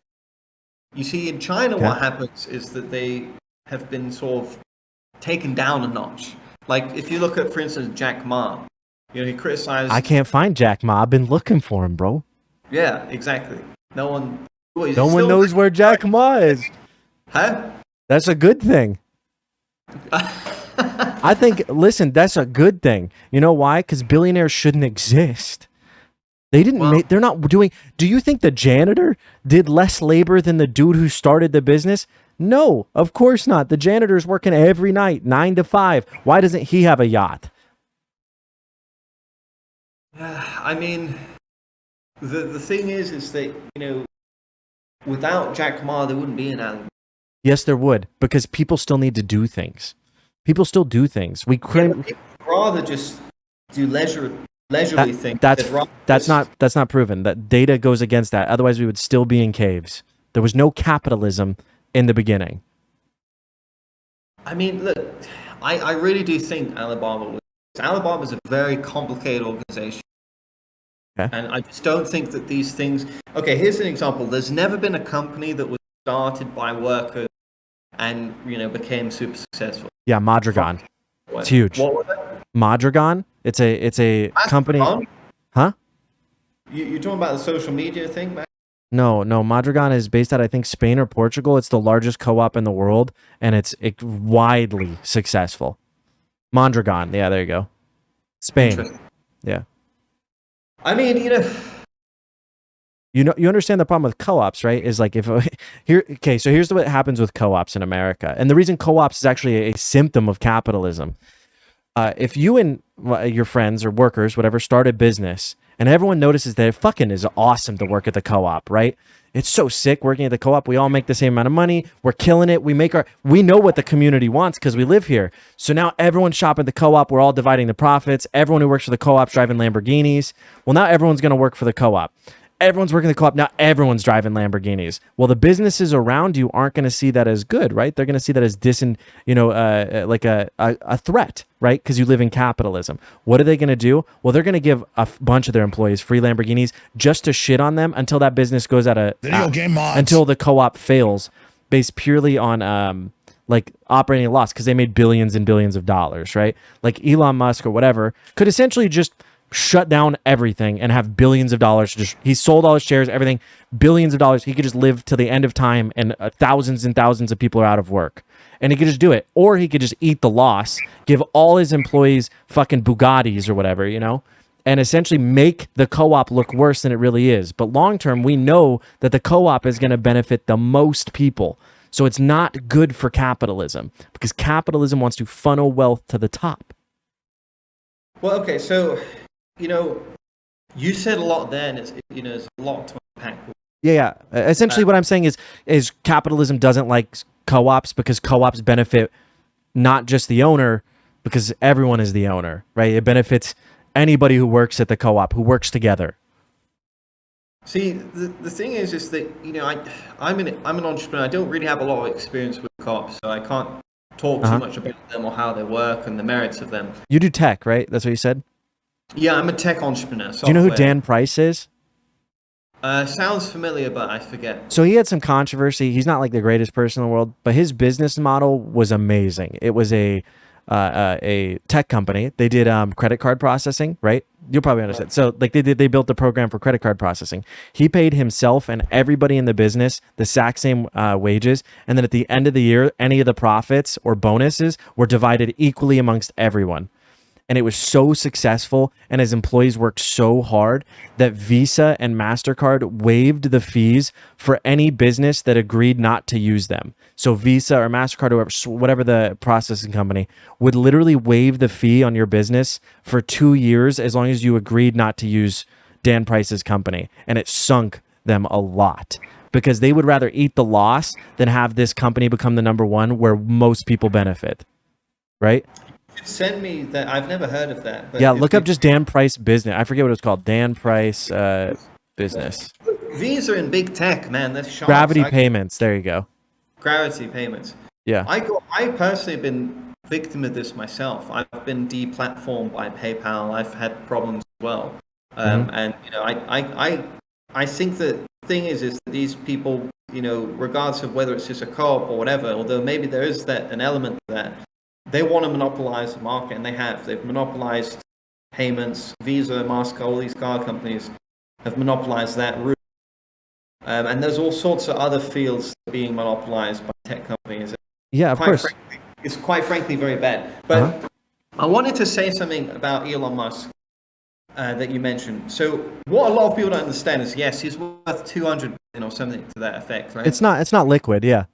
Yeah, it's not just that it's not liquid. A lot of people don't appreciate that probably 90% of it can't be accessed. That's fine. Doesn't matter. He could sell. Okay, then the 10% that's whatever, he will still be able to live forever, and that's the problem with billionaires. I don't even know if he would be able to get 10%. Because what would happen is he'd destroy his company. Okay, 1%. He would live forever. Well, I mean, he could live his life, I suppose. But this is the thing, when you have that amount of capital, there really isn't anything you can really buy. You have so much that... You're right. That's why Jack Ma is a good example of where in the world is Jack Ma. I think it should be fucking all of them, right? That person has benefited and had to do some evil shit to get that. Do you understand? There's no such thing. Jack Ma did evil shit? Oh, 100%. He's exploiting his workers. Why? He made $1 billion. You know how much value he took from his laborers? I mean, I guess he created, he became very wealthy. But without the workers, he wouldn't have, right? It takes workers to make money.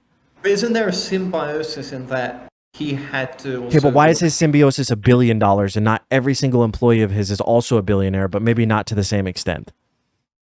Well, this is the thing that you mentioned about co-ops, how you share the profits. The problem with that is that the remuneration would be diluted significantly.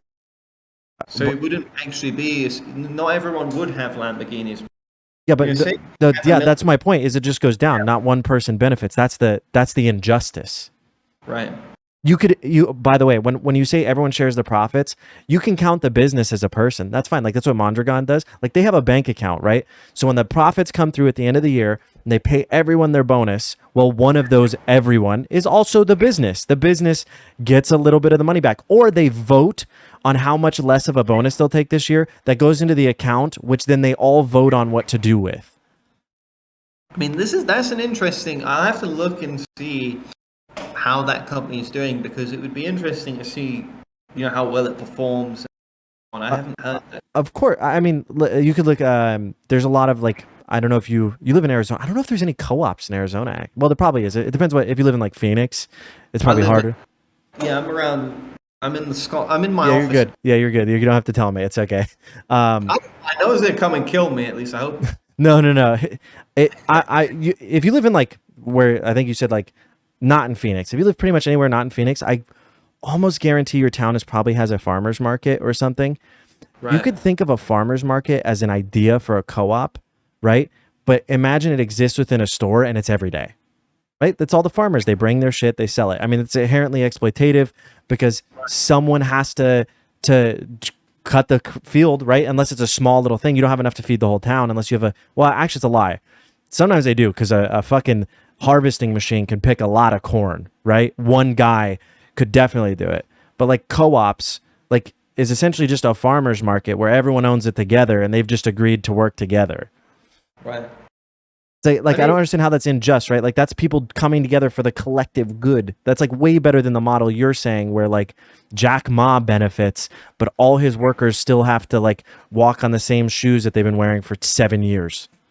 The problem is that, you know, there's a difference between what should happen, what would be nice, versus what tangibly can happen, what will happen, the practical. The only thing stopping it is people like you, right, that don't believe it can. But it has happened. I like to think that, but this is the thing. For me, you know, I personally think that you wouldn't have the incentive to create these complex structures or organizations if there isn't the profit incentive. But we proved that wrong time and time again. The Soviet Union went to space without a profit incentive. And they industrialized in 40 years what took us over 150. They went from fields to space in 40 years. Fields. They were farmers. Well then, so, you know, if there was such a miracle, why did they collapse? Because America saw that as a threat, right?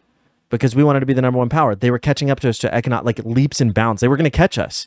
So what did we do? Why did America win in the end? Because we spies, right? And it's really easy. And also capitalist on the inside. I don't know if you've heard about kulaks. So kulaks were people who burned the fields. Then there was famines. There was lots of problems, right? Because capitalists within the country would do damage roads. They would blow up whatever, trying to stop the government or the people, the state-owned, you know, the worker-owned stuff from distributing food and stuff. This is very well documented that most of the problems the USSR faced were either by insurgencies, like spies from the West, or being cut off, right? So to win World War II, we had to send a bunch of steel and like tanks and stuff to Russia because Germany was pushing that way, and they became a little bit, they needed us. And so the moment we cut them off, they were fucked. And we built that because 8 million of them died fighting the Nazis. Well, more than that, 8 million Ukrainians alone died in fighting the Nazis. Right. Well, you know, this is the thing. There is an element of, you know, conjecture here because me and you weren't there. All we know is that they collapsed. You know, that was the end result. And in my opinion, it's difficult to see them as superior if the end result was a collapse, regardless of the attacks they've been under. Yeah, but you know? But France collapsed. The UK has collapsed. Right. Every empire in history has collapsed. The problem with the USSR is it was hyper accelerated because the world turned on them. They won us the war. Everyone will tell you that without. Haven't you heard the meme? Don't push Russia in the winter, and that's what Germany did, and they lost. Right? They got fucked. No, I mean, yeah, Russia did win World War II, and you know, they were the ones that invaded and took Berlin, and you know, I guess they didn't kill Hitler, but he killed himself. Yeah, but I mean, you understand how that's like, that is with the fall of. Okay, let's use China. China has been socialist since, I would say, 1940. 1950, post-World War II, China became socialist. 1954, I think, was the Chinese. When was the Chinese Revolution? 1949. 1949 is the moment China decided to adopt Marxist ideology. They're actually going to become the number one superpower in the world. And you notice like all the anti-China propaganda. Oh, they're doing a genocide in labor internment camps. Okay, well the American prison system still makes that shit look like peanuts. Like that's tiny. Well, you know what other country adopted the Marxist principles is North Korea. No, they didn't. That's authoritarianism. Like that's totalitarian. That's one guy. That is diametrically opposed from socialism, right? Because there will never be one guy in socialism. But didn't he use socialism as a way to convince? No. He's a result of America. You know about the Korea War? Yeah, but didn't America go to war with North Korea and help the South? Yeah, and then China helped North Korea, right? And then when the rebels settled, China had to back out. They didn't have enough money. And so China backed out, and it leaves a power vacuum, which then nationalists, the people being like, we will rebuild Korea. We hate the Southern Koreans. The Chinese people and the Americans are terrible. Who does that sound like, right? They're coming up. We need to build a wall. And that's what happened. And he took power. The Kim Jong-un took power, or Kim Jong-sil or whatever, right? Yeah, it was Kim Il Sung. Yeah, whatever. Kim Il Sung took power while America literally facilitated the fascist. What was his name, chat, in South Korea? We facilitated a fascist, right? Right. And so when we literally, probably the most devastating bomb runs in history were in North Korea. We leveled North Korea, Well, right? what people say is they say, you want to see socialism versus capitalism, North Korea and South. What do you have to say about that? Wait, what? They say if you want to compare socialism to capitalism, look at North Korea and South Korea. I say that person is a propagandist or has fallen prey, is ill-informed. If Right. you want to look at capitalism versus omega capitalism, you look at South Korea and North Korea. They're both capitalism. One is just much further along than the other one. I don't know if you could say North Korea is capitalist because for instance, they banned barter, they banned trading, they banned private property. That you can't make a company. Yeah, but the workers don't own anything there. Nothing. There's only two classes. In America, there's three classes here, right? You have bureaucrats, politicians, you have like CEOs, shit like that, capitalists, you have workers, and even in America we have some people who exist in limbo, managers. Managers exist in like a petite bourgeois, right? They are Right. they kind of exist. And over there you don't have that. You have the authoritarian regime and then cannon fodder or slaves, right? Right. So it's truly feudalism, which is what capitalism I believe and some other people believe it leads to. Well, yeah, I think you could say it is, but I need to see personally. See, for me, the issue is the nature of man, particularly man, to conquer and pillage and dominate. It's honestly it's a nature. It's human nature, and there are some men that have such instincts in a way that's insatiable, and they become tyrants. Those are the people that you see. Virtually all the strong men in history have been of nature, and I don't see how you can actually have harmonious, balanced society where the workers share everything and so on. You have that element. You don't, but you give it a better chance to exist, right? Because it doesn't exist in capitalism, and the capitalist experiment should be over. It's an atrocity. 10 million people starve every single year, and we make enough excess food in America alone to feed the entire continent of Africa. So that is a fault of capitalism because it's more profitable for them to just sit on it than feed people, right? Well, you're not, like I said from the start, you're never going to get me currency. Yeah, of course. I'm just pointing out, right, like that. Unfortunately, there is no alternative, right? It's either you're capitalist or you're anti-capitalist, which would make you I think communist. That's too black and white. I think we have to, if we honestly want to get out of this mess, there's two ways we're going to get out of this. We're going to either have a civil war where one side is going in, and it's either going to probably be something like, it's going to be authoritarian. It's either going to be left authoritarian. It's already authoritarian. How was that? America, I mean, the whole Western world is already authoritarian. No, it is 100%, but it's going to be more in your face. That's clear. Right? Okay. So I think we're going there. We're going to have either a civil war, or we're going to have to think of a third way, and that's going to have some compromise. Marx did think of that third way. He did. It was called communism. That was the third way. Because before it was capitalism or feudalism. And the third way was called socialism. It was when we realized that we make a bunch of excess shit and that it is beneficial to redistribute the wealth. Well, I think that if socialism, if what you say is socialism, I think that it would do well for the left to rebrand it and use a different terminology. Of course, yeah. I agree. Because it's a tarnished word and it's a tarnished brand. I'm just reclaiming it, right? I agree with you. I usually call myself a progressive, but you seemed pretty informed, so I knew what you would mean when I said socialist. You knew that I wasn't like a fucking Nazi or like, a Stalin apologist, right? Well, it's like my father. My father's a very educated man. He educated me very well.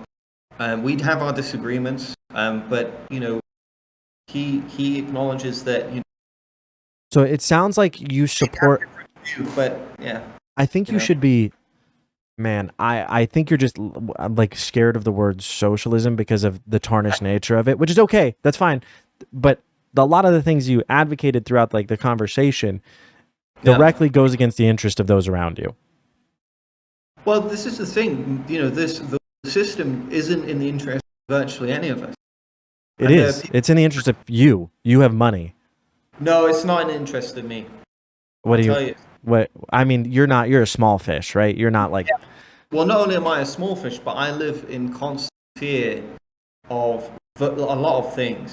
A lot of things. I'm definitely not benefiting, and I tell you, what's alarming for me is I'm seeing my standard of living rapidly deteriorate. Rapidly.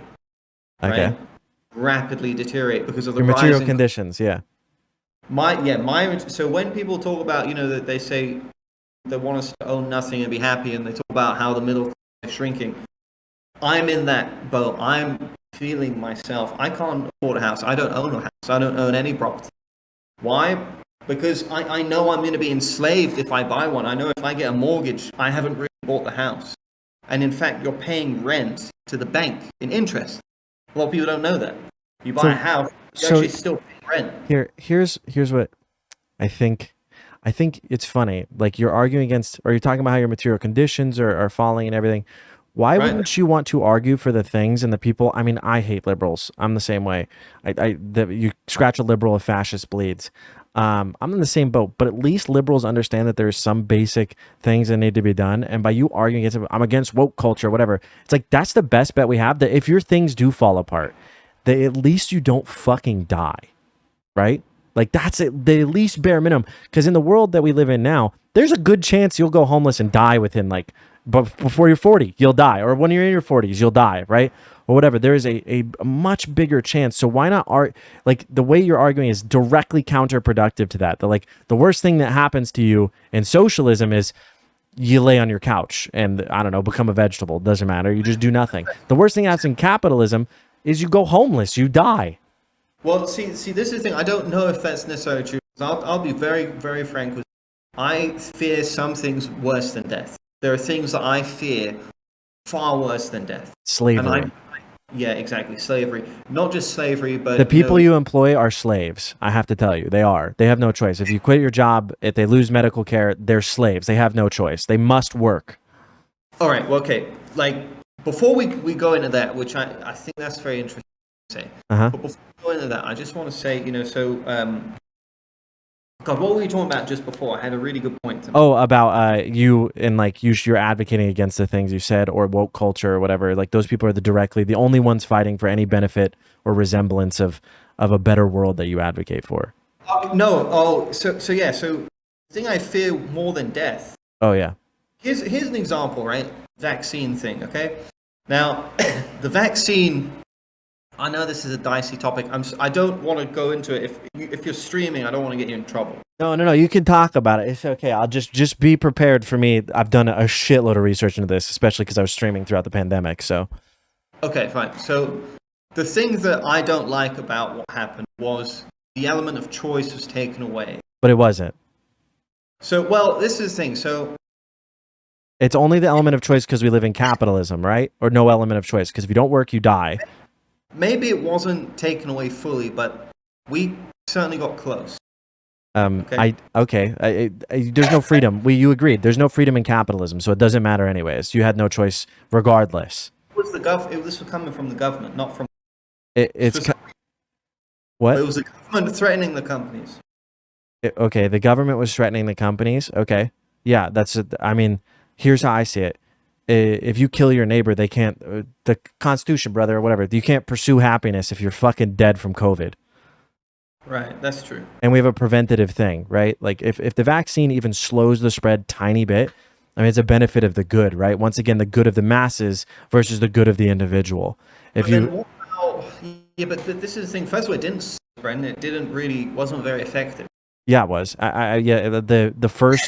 The first rollout of the vaccine was vastly effective. Actually, we almost eradicated it, minus the giant anti-vaxxer movement that arose in America thanks to Donald Trump. That is just true. Wasn't Donald Trump promoting the vaccine? Yeah, but his base, it doesn't matter. He wasn't promoting the vaccine. He said he got it. But he was like, oh, I know what everybody's thinking. Listen, I just got it because it's okay. I planned the thing. I got it because I planned it. I did Operation Warp Speed. Listen, it's not, you don't have to get it. I think everybody should have a choice, right? That's him dog whistling to like, you have a choice. He got it because he's fucking a million years old. And if he gets COVID, he's fucking clapped. He's dead. So Well, it slowed the spread by 60 something %. okay, so because this is honestly such a divisive topic. Of course. Yeah. I talk about it all the time. I talk about divisive shit. So we should, if you want me back, I don't know if you want me back, but yeah, back, we'll go into it. But what I was going to say very briefly is that during that time period, people like me, who, for instance, I don't take pharmacological medicine anyway. I avoid it. I avoid going to the hospital. I avoid invasive measurements. I have a natural health doctor. I use herbal medicine. So does my wife. The fact that option to have sovereignty over my own body, my own health, and be forced essentially, and have the government write a statement, a press release saying your family in for a winter of severe illness and death, which is almost like a thinly veiled threat. Okay. That was terrible. That was traumatizing. I have been traumatized by this. I'm sure many of the people are. My grandmother died of COVID. That was also traumatizing period of time. Mm-hmm. But I fear more than death becoming some kind of lab rat for big pharma, where they can create this new technology, whatever it is, and force me to take it and live in a pod and all of this stuff that, it seems we're going in this direction. So imprisonment, indeed. Okay, that's fine. Worse imprisonment than what we have, way worse. Okay. I guess my point is, how do you determine what is true in the world? See, like to you. It's interesting. I personally view truth through my own experience. That's the only real truth I know. So if you walked outside, what do you think the earth is? Is it flat or is it round? Well, I know that it is round because I flew around. Because what? I've flown around, so I've been. Yeah, but you could fly across it. Bro, I could throw a fucking paper airplane across the room that's flying against flat ground. It didn't go around shit. How do you know the earth is round, dog?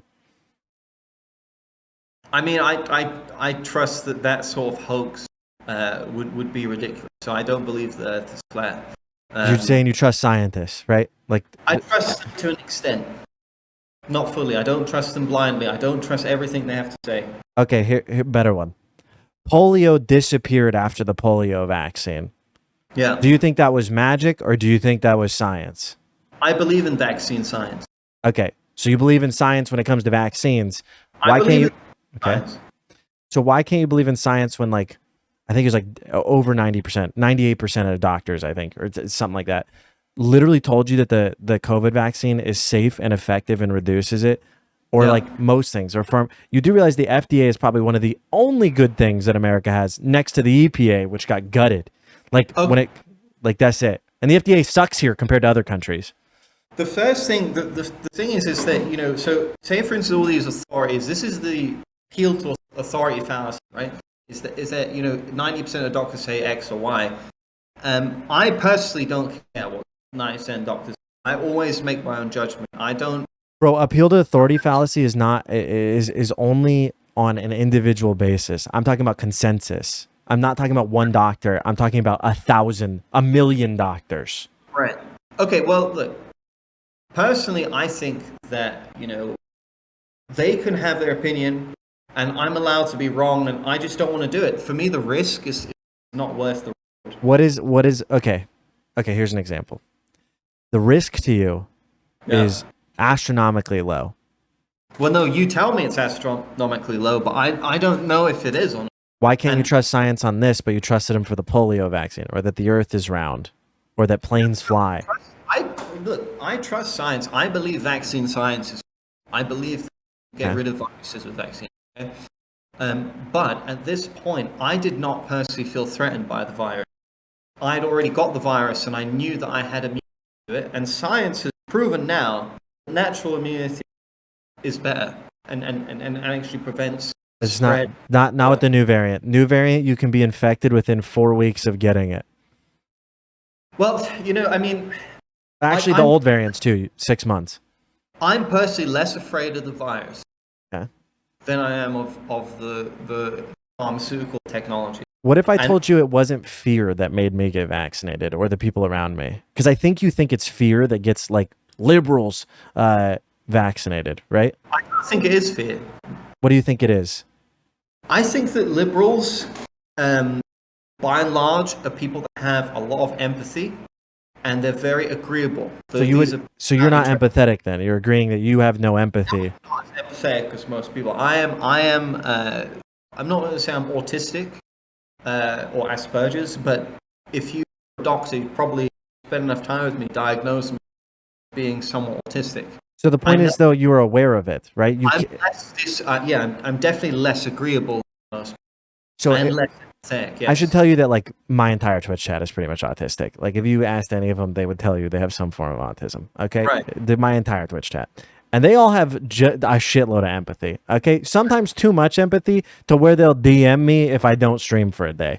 So I don't think that like I think empathy is part of it, right? But I also think the idea is like we're social creatures and we should do things that benefit the good, right? But there are people like me who, for instance, never fit in.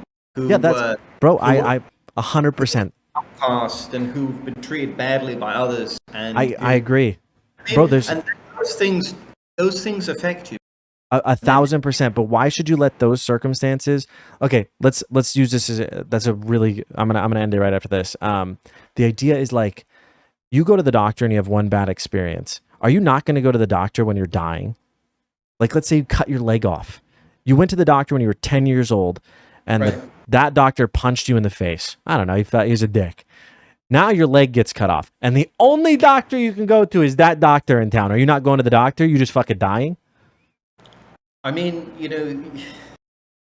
the problem is, man, is that sometimes emotions and logic are in a conflict, and often one or the other will win. More often than not, emotions.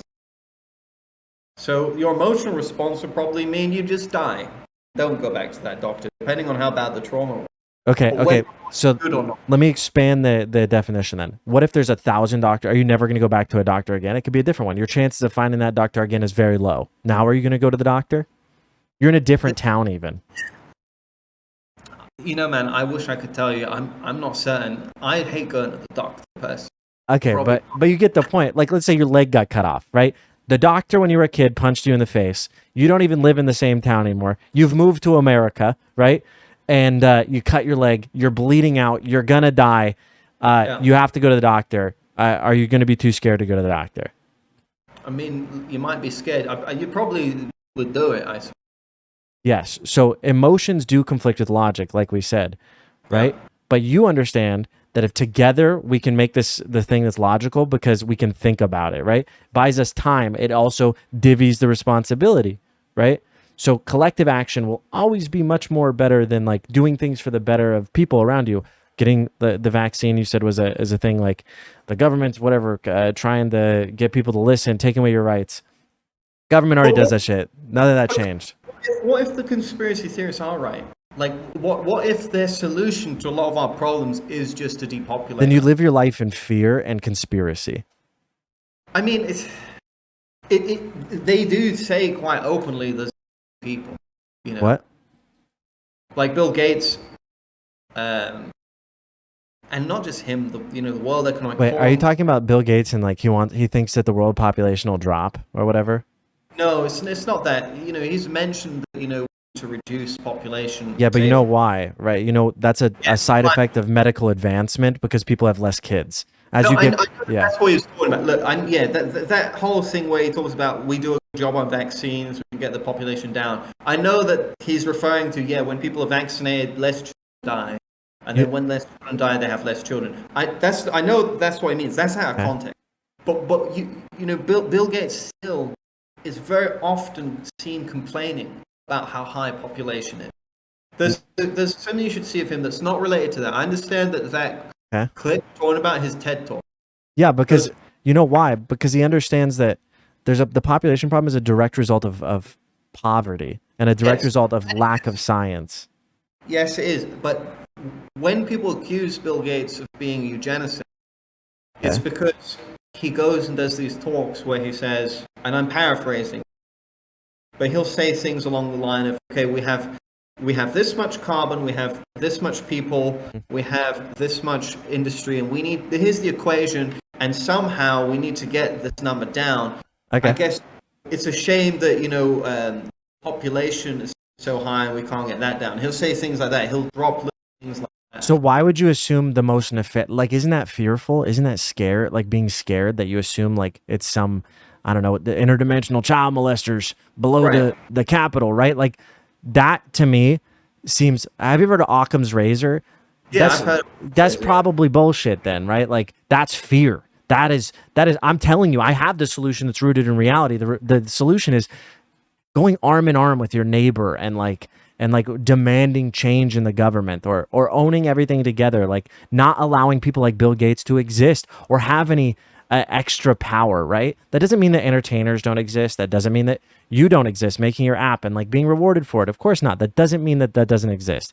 It just means you have a freedom to do things, not a freedom from things, right? So in America, there is freedoms to an extent, right? You have the freedom to speak, right? You have the freedom to do the press, right?